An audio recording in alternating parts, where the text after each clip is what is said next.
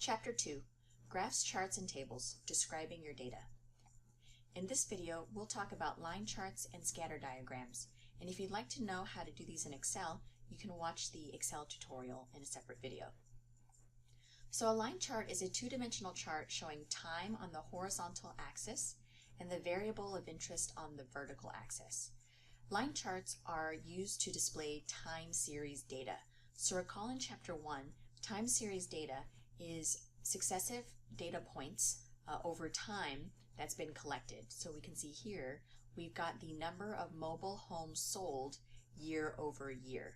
And such data is helpful so that we can see trends over time. To construct your line chart, you'll identify the time series variable of interest. In this case, it's the number of mobile homes sold.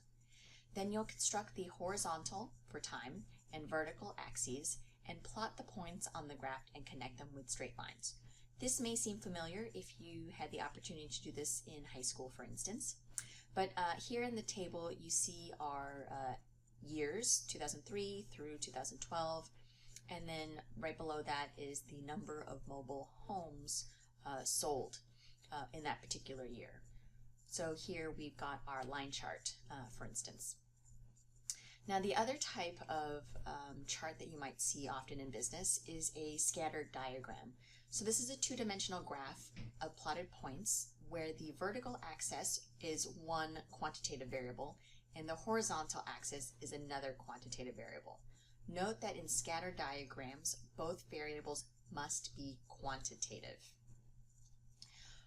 With scatter diagrams, the dependent variable, or our y-axis, is the values that are thought to be a function or dependent on some other variable. That other variable is known as the independent variable, which goes on the x-axis.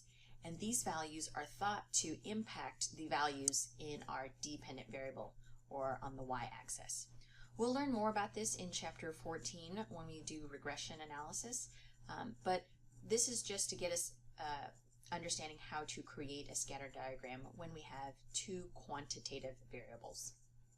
So here, our scatter diagrams are going to be used when we plot our points to reveal relationships. So we can see in charts A and B that the relationship is linear, or that I can imagine a line that goes through my dots.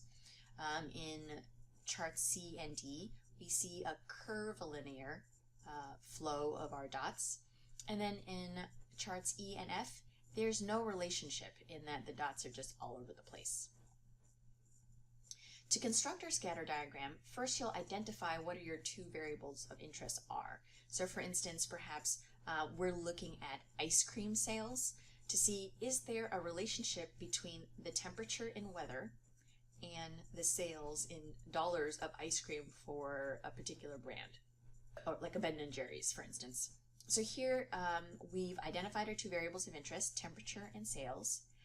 We think that our sales is the dependent variable and that our temperature is the independent variable, in that our temperature potentially impacts our sales. So we'll establish our scales. In this case, our temperature is in every interval of 10 degrees, and our sales is also in every 10 thousands of dollars. Then we'll plot our points across the chart in our X and Y space, and then now we interpret the relationship. So we can see there is a linear relationship in that as the temperature or the weather gets hotter, we see an increase in ice cream sales. So logically speaking, that would make sense. The hotter it is, more ice cream is going to be consumed. So that's an example of how we use scatter diagrams to understand the relationship between two variables.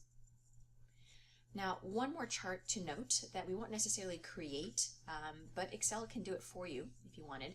It's known as the Pareto chart. So this is a special type of bar chart, and the Pareto rule is an 80-20 rule that's often used in quality. So if you've ever worked in manufacturing or want to work in manufacturing or become someday a quality manager, for instance, quality managers will use business statistics to see what's going on in the workplace. For example, a company tracks the reasons for machine downtime. So you've got equipment that's breaking down in a company, and how many minutes that downtime is associated with each cause. So we've collected the different reasons why our machine breaks down: a broken belt, an electrical issue, human error, maintenance, and then other, of course. And here are the minutes that are caused by the different downtime. So what we end up doing is we want to sort our data and chart it so that we can see the highest value in the first bar, and it will go down from there. And what that does is it lets us focus on, well, because I don't have all the time in the world, I can't fix every issue. Let's focus on the biggest impact, so the main issues. We'll focus on the 80% that of time that's occurring and focus our resources on that.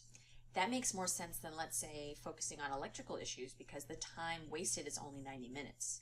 And so we can get bigger bang for our buck, in this case, our effort, by focusing on our biggest issues.